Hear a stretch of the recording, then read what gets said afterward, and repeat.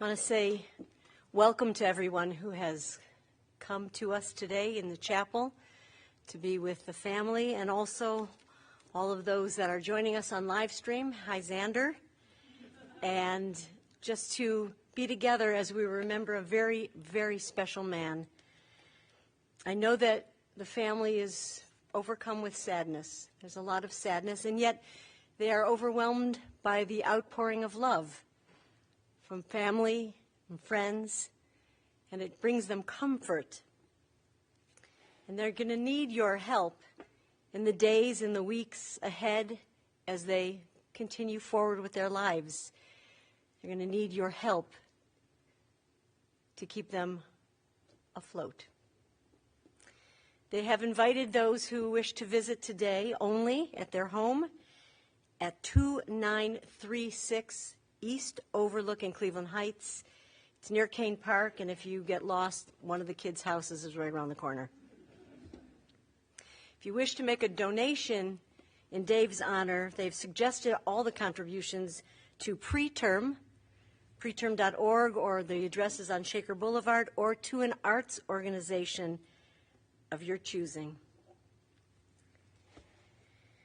To dearest Judy, to the children, to Terry and David, to Ricky and Stephen, to Ken and Ann, to Dave's brother Bob and Essie, and his sister Dorothy and Carl, to his beloved grandchildren, Sam and Rachel, Austin, Eli, Sydney and Sean, Josh, Hannah, Una, and Xander, and to the littlest, Senna, who's 10 feet taller than me already. To her dear friends, we join together with all of you to remember your devoted husband and father, grandfather, your brother, and your relative. We seek comfort at difficult times such as these, and we turn to the book of Psalms for healing. This is an adaptation of Psalm 121. I lift my voice when all is dark. Into God's hands I place my heart. Piado of kidruchi, I'm not afraid, Adonai li. I lift my eyes when all is night. When I need help, I seek God's light. Lo echsar Adonai roi, I'm not afraid, Adonai li. Piado of kidruchi, I shall not want, Adonai li. Birth is a beginning, and death is a destination. And life is a journey from childhood to maturity, and youth to age, from innocence to knowing, from foolishness to discretion, and then perhaps to wisdom, from weakness to strength, or strength to weakness, and often back again. From health to sickness, and back we pray to health again. From offense to forgiveness, from loneliness to love, from joy to gratitude, from pain to compassion, and grief to understanding. From fear to faith, from defeat to defeat to defeat, until looking backward or ahead, we see that victory lies not at some high place along the way, but in having made the journey stage by stage, a sacred pilgrimage. Birth is a beginning, and death is a destination, and life is a journey, a sacred pilgrimage to life everlasting. Within the Bible, there are many descriptions of the type of people upon whom our tradition places a high value. One of the most striking is given to us by the psalmist in the 15th Psalm, in verses 2 and 3. It says, "He who walks uprightly and practices justice, who speaks truth from his heart, on whose tongue there is no deceit, who does no evil to his fellow man. These were the qualities that characterized the life of Dave Perelman. For Dave was an honest and upright person who spoke the truth and who was dedicated to the triumph of justice in our society. He was a person of principle who stood up for his convictions to the causes that he believed in. There was no pose nor camouflage in his makeup. Toho kavaro, he was the same within and without. He was born and raised here in Cleveland, a graduate of Glenville High School, and he received a full scholarship to attend Western Reserve University and law school. But he was, first and foremost, a family man, and there was not one thing he would not do for each and every one of them. There are so many memories to share, and his children and grandchildren would like to begin by sharing some of their personal memories with all of you. I'd like to invite up Sam, his grandson, to speak first.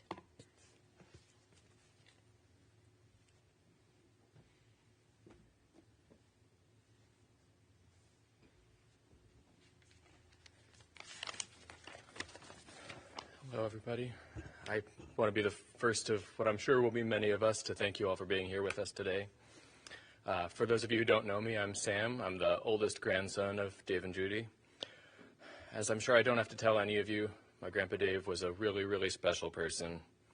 He's been so dear to me through my entire life. I was born in Columbus, but when I was very young, my parents moved back up to Cleveland, and we lived with my grandparents for a time. So even really before I have memories, they were a central presence in my life, and my grandpa comes up time and time again in the stories that I'm told from my earliest days. One of the most frequent earliest stories that people will tell about my childhood is that my grandpa always wanted to get me excited about things, and so he came home with a new car one day, and he says to me, "Sam, do you want to come see do you want to come see Grandpa Dave's new blue car?" And I go outside with him to take a look at it, and without missing a beat, I say, "Grandpa, actually, that color is called teal." And it's really something I appreciate, that as opposed to thinking that I was being a little smart aleck, Grandpa found my precocious vocabulary charming, and it just really shines to me that even when we were the youngest kids, he always treated me and my cousins like we weren't just little kids, like we were whole people who he was excited to get to know. And as we grew up, Grandpa Dave really retained that relationship with all of us. You know, if grandkids, he was somebody who shared all of his passions with the family. He would take us to sports games. He would take us to arts events. He brought us to the office to learn about his job, to see what he did, to push lots of buttons in the courtroom that I'm sure we weren't supposed to be pushing.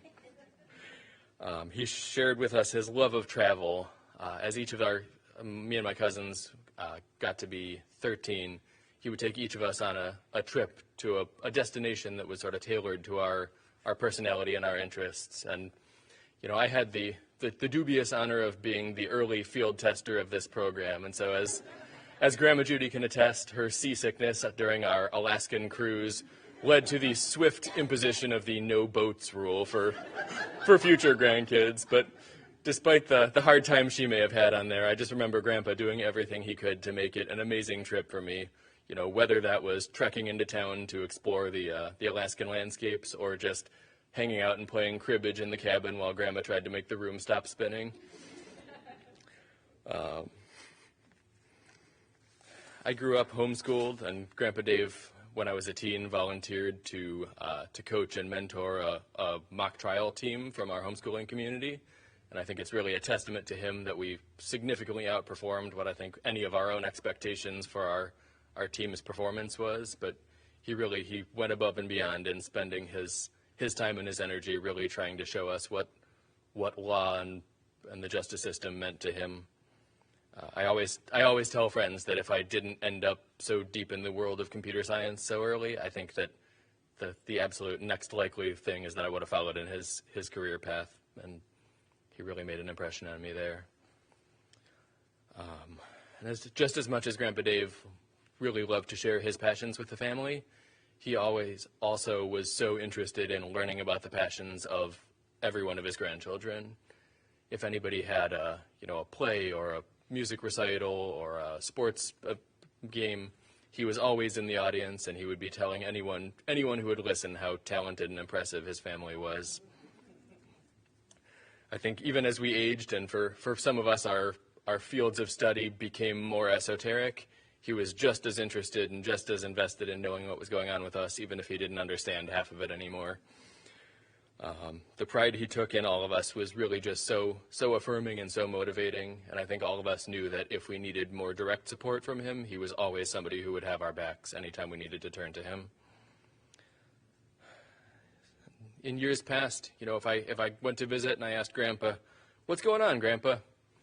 he would have so many things to tell me. He was always, coming from a poker game, going to a racquetball thing. He went to dinners with friends. He was always getting ready for a Cane Park event or a trip they were going on.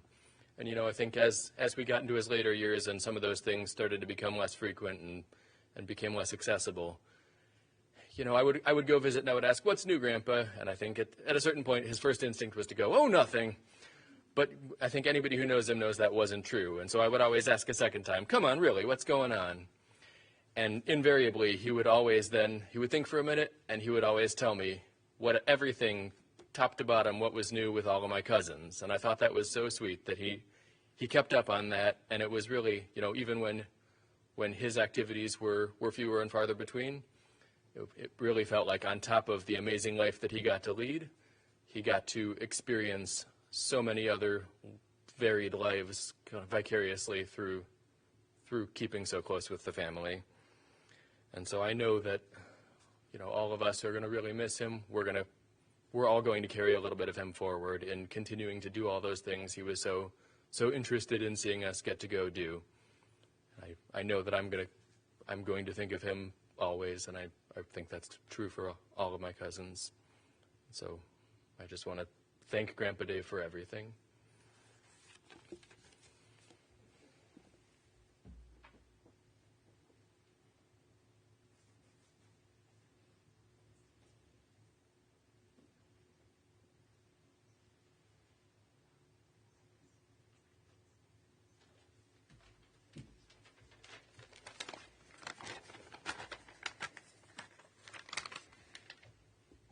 Hello, everyone, and thank you for being here. My name, if you don't know me, I'm Josh. I'm the 5th grandchild of Dave and Judy. I just have a little story to share about sort of who my grandpa was to me, a little shorter than Sam's, so. Just carrying on in Grandpa's tradition. So, when I was in 5th grade, my class went on a field trip to the federal courthouse building. I knew that the only reason we were there was because my grandpa was a judge. I remember thinking to myself, I have the coolest grandpa ever. It wasn't until much later that I realized how right I was. I've learned through my adult life the kind of man and the kind of judge Grandpa Dave was and what he stood for. He stood for fairness and for giving people a chance. He believed that if people had good done onto them, they would do good in return. And I know Grandpa wasn't afraid of occasionally maybe bending the law, especially if it meant helping someone. Going back to my 5th grade class, we actually went to see Grandpa perform a naturalization ceremony for new U.S. citizens. I know this was one of the most meaningful parts of his job to him, the process of welcoming people into the nation and bestowing the rights of citizenship on them. I think it represented a lot of what he stood for. And I know this experience wasn't unique to me. Each of the grandchildren, Sam, Austin, Eli, Sydney, Xander, Una, and Senna, we all got a chance to visit the courthouse and see Grandpa in his role there. So yes, I think I speak for all the grandchildren when I say I do have the coolest grandpa ever. He'll be missed by so many, and I think we can honor his memory by always looking for the good in people. Thank you.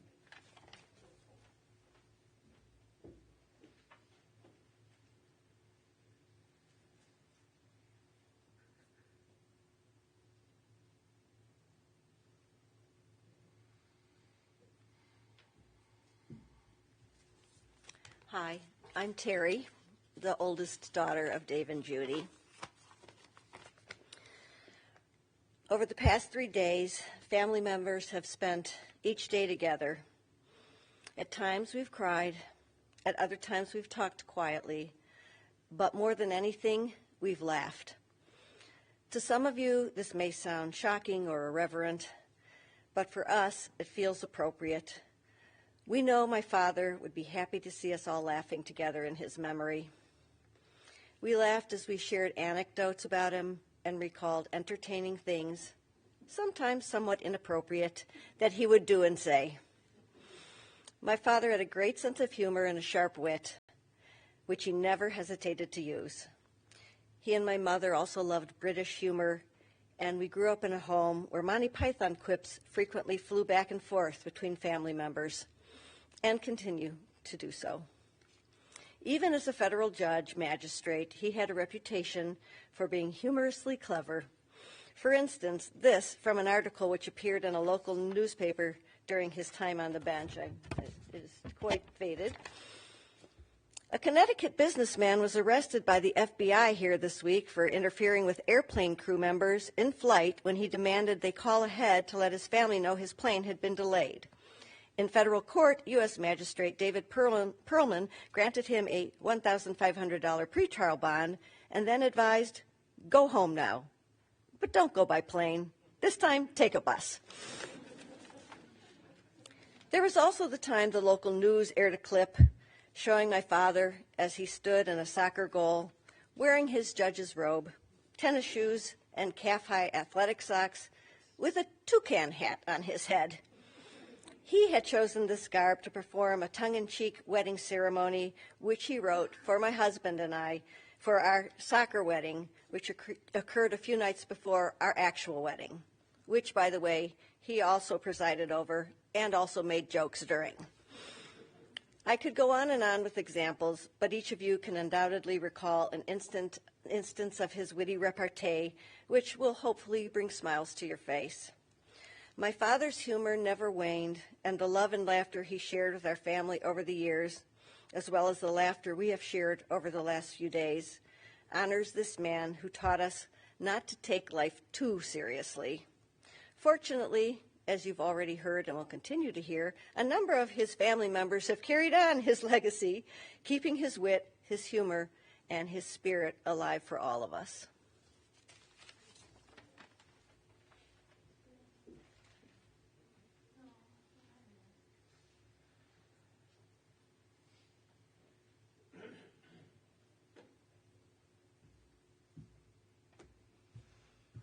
Hi, I'm Ricky. I'm the middle daughter. I have middle child syndrome. I wasn't going to talk, so I might be choppy. I guess what I want to say is that my dad was a man of many words, as many of you know, especially fitting his role as a judge. He loved holding court. And even at home, sometimes we'd ask him a question and be like, you sit here so I can sneak out because he's still talking. But what I want to say, and just being together these last few days, is that in all the words he said, he was not a man who shared a lot of emotion. It was more humor and love. He wouldn't gush and tell us he loved us all the time and give us big hugs. But what I realize now is how he didn't need to do that, how much we knew we were loved no matter what we were doing, no matter who we were at a time, because we've all evolved and changed. The grandkids are all different personalities, amazing kids, and he loved them all equally. So I just want to remind us how much, I don't know what I'm saying. I just how important that was, that those words didn't have to be there because we knew it so deeply in our hearts. And I love you, Dad, and I'm going to miss you forever.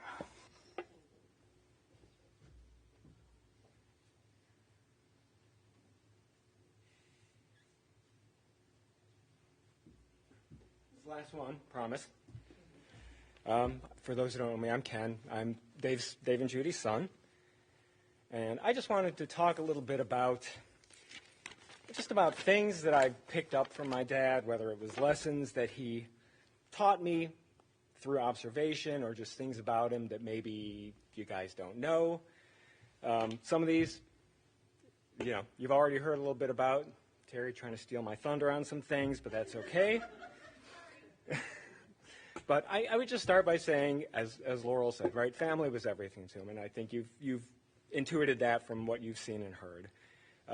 His support for all of us, for his children and our children, was unconditional, and he would never take no for an answer. If he was trying to offer help, it was to be accepted. A very important lesson I learned from him was how to treat people. In these last few days, as we've reached out to people, to family, to friends, to let them know that my dad had died, what I heard repeatedly from some of you was some version of, he was always so nice to me. He was such a nice guy, whether it was close family, extended family, friends of mine that, he barely knew. They would say, I barely knew your dad, but when I was with him, he treated me so nicely. It was always like better than my own home life. I loved being around your parents. So it's just, I've heard that again today, and it's just so nice to hear that people felt that way about him. As has been said, right, he was very non-judgmental. He was extremely open-minded, and he treated everybody equally. And I think as my sisters and nephews tried to point out, right, his interest was in justice, not veering off in his professional life, right? And he used his judicial discretion to impart that fairness. And I over the years, had a couple of occasions to go down to his courtroom and see him at work. And I distinctly remember one time where he was passing sentence on somebody and basically said, someday somebody's going to deserve to go to jail for what you did, but it's not you, right? And so, again, he was all about justice and fairness and doing the right thing. But in addition, as has been mentioned, he was also about doing your own thing, right? Don't worry about what other people say or what other people think. I remember at one point, he brought home somebody had leaked to him the minutes of a meeting of some of the judges where it was like, Dave Perelman keeps odd hours because he rarely showed up at work before 10 a.m. And maybe, he's a little bit of a weirdo, but he does good work, so, we'll just do this. And what I got from that was, who cares what other people think? You take care of yourself, you take care of your business, you'll be successful, you'll earn respect, maybe grudgingly, or maybe you won't, and if you don't, well, who cares, right? That's a you problem, not a me problem. Along with his unconventional behavior, he was a fount of unconventional wisdom. Probably everybody in that room, whether they wanted to or not, received some of his unconventional wisdom. The one that I remember receiving most was when I learned to drive, and his advice to me was, just remember, the other guy's always an asshole. And, it's good advice. Maybe it could be delivered differently, but I shared it with all three of my kids when I taught them to drive. And I will say, though, if anyone has ever been a passenger in a car with him, they might find irony in that statement. As has been mentioned repeatedly, he had quick wit, a sense of humor, was very sarcastic. He was more than happy to make you the butt of a joke, but more importantly, he could be the butt of a joke. And that is a trait which I have internalized because my kids take great pleasure in roasting me constantly. And I take pleasure in their pleasure at roasting me. So thank you, Dad, for giving me that. And the point of making someone somewhat the butt of a joke, I think he'd want it pointed out that the night before he died, my brother-in-law, Steve, Sam's dad, was over, and they played cribbage, and he beat him both times.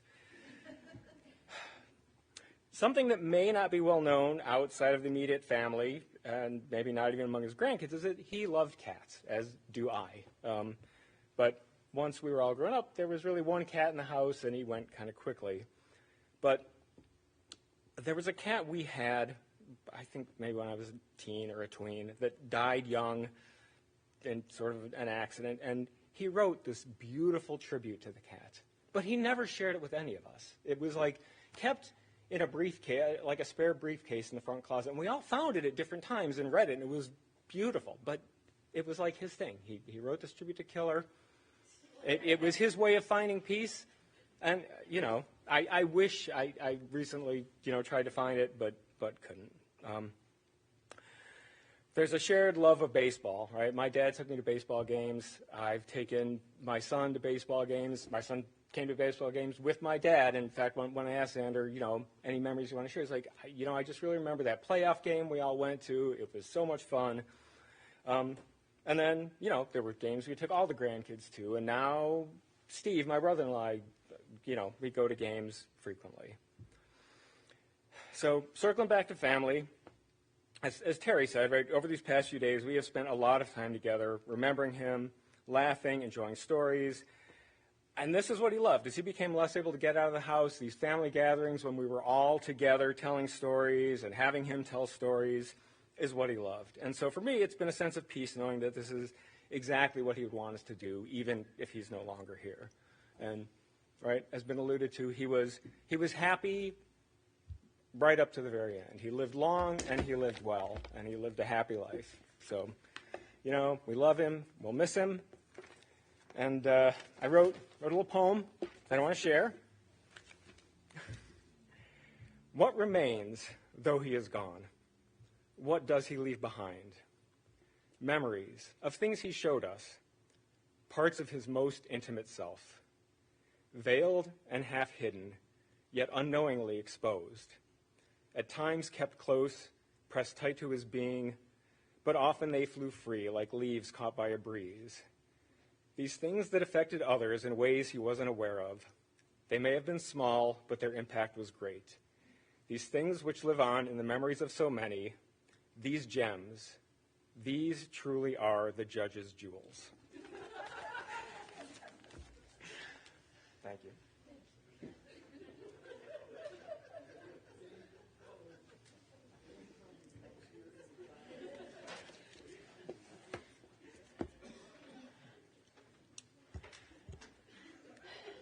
Dave, I'm going to speak to you. I've never heard this much laughter in this room at a funeral.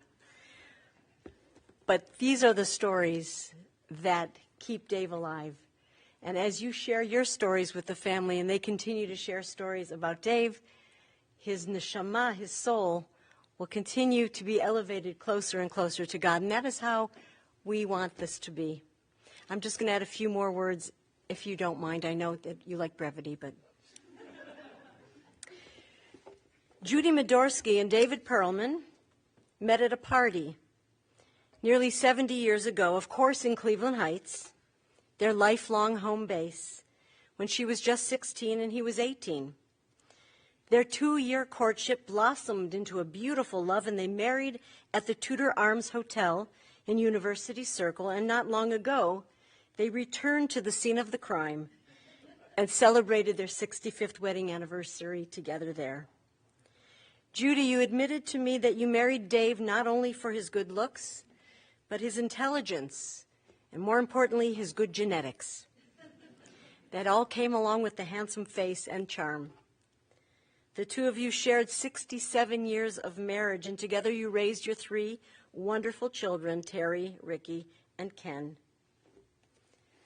Dave was very well known in his profession as a federal magistrate, but it came as no surprise, as most everyone felt he was destined to become a judge while he was the law clerk for Judge Green. He was known, as everyone mentioned, for his fairness and his just opinions that he wrote. And knowing that, people always wanted their cases to be heard by Judge Green because of Dave's research. For a man of such esteemed position, he was incredibly humble and simple in his needs. As Ken mentioned, he was a homebody, and he never seemed to be able to leave the house on time to arrive at court at the scheduled 10 a.m. start. And he claimed, as rightly so, they can't start without me. Dave's life was filled with many loves. He loved softball and Cleveland sports, music of all kinds, jazz and opera, dance, and he loved theater. Kane Park was his and Judy's destination on foot, 4 nights a week, and music always filled the house. He could easily turn any word into a musical interlude for all to sing along. He loved to fire off illegal fireworks in the street. On the 4th of July, the one year a stray missile landed in the garage, and started a fire on a pile of leaves, but it never deterred him from future shenanigans. As you know, Dave and Judy traveled to many destinations here in the United States and throughout the world. He was generous and he was giving as a rental property owner. He hadn't raised the rents for his tenants, some of them in 30 years. Knowing that many of the tenants were down on their luck, he said he didn't care about the money, that they needed it more than he. His children, and certainly the grandchildren, were the center of his universe, and he gave, as we heard, each and every one complete attention and a gift of a vacation at the age of 13. And Dave was a spiritual Jew. He kept his faith close to the heart. He and the entire extended family celebrated the Jewish holidays together, with Dave chanting the traditional prayers with his impeccable Hebrew. He joined the board of Tzemach Tzedek congregation in 1983, and he maintained his membership there up until now. Anne shared that he once spoke to her quite seriously about spirituality and the possibility of conversion to Judaism, albeit while he was changing out of his clothes, right in front of her. We know that Dave was witty and sarcastic, but he was never mean. And it was reflected in the multiple and quirky birthday cards he sent to his children, which they paid back in kind. And while he was a judge, he was, as you said, completely non-judgmental. He was accepting and open-minded, he was fair, and he was caring. Judy, you also mentioned that you and Dave never really fought. Rather, you engaged in loud discussions. And I am certain that you'll miss his shouting, "Jude!" from upstairs, whenever there was something he didn't want to answer. I could go on and on with so many stories, but Dave appreciated brevity. So suffice it to say that no more eloquent eulogy, no better summary of David Perelman's life can be given than to say that his family consider themselves blessed because he was their husband, their father, their grandfather, their brother, and a dear relative. May Dave's wisdom, his morals, and his values continue to influence and guide all of you as you continue on life's journey, and may he now rest in perfect peace. Amen.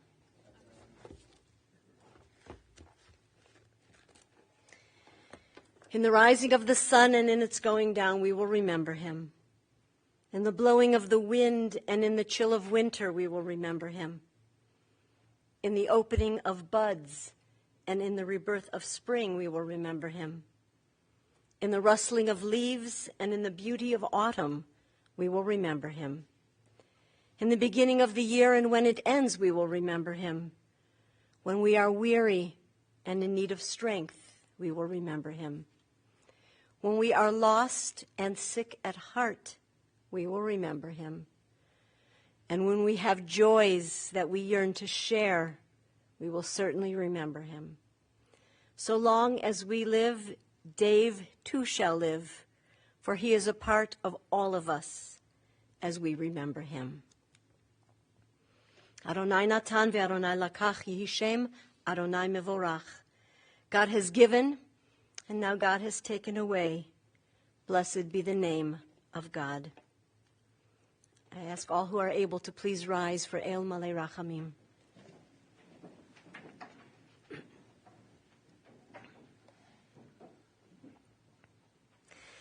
El Malei Rachamim, Shochen Bamromim, Hametzeh Menucha Nechona, Tachat Kanfei Shechina, Im Kedoshim U'Tehorim, Kezohar Harakia Mashirim, Et Nishmat David ben Meir Shalach Le'olamo, Bal Rachamim, Yastirehu Beseter Kenafav Le'olamim, Vitzror Vitzror Chaim Et Nishmato, Adonai Hu Nachalato, V'yanuach B'Shalom Al Mishkavo, V'nomar Amen. Compassionate God, eternal Spirit of the universe, grant perfect rest in your sheltering presence to David Perelman, son of Madeline and Meyer, who has entered eternity. O God of mercy, let him find refuge in the shadow of your wings, and let his soul be bound up in the bond of everlasting life. God is his inheritance. May he rest in peace, and let us all say, Amen. You may be seated. This concludes the service here in the chapel, and we will continue at Beit Olam Cemetery in Beechwood, Ohio.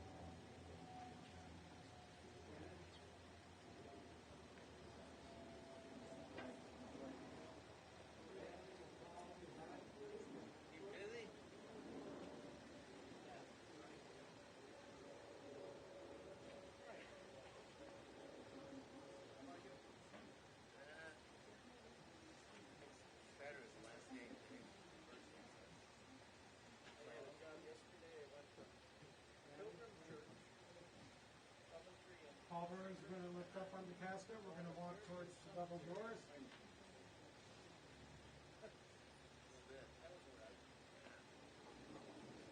Keep Halber's on our way out. It's actually going to be your left and my right.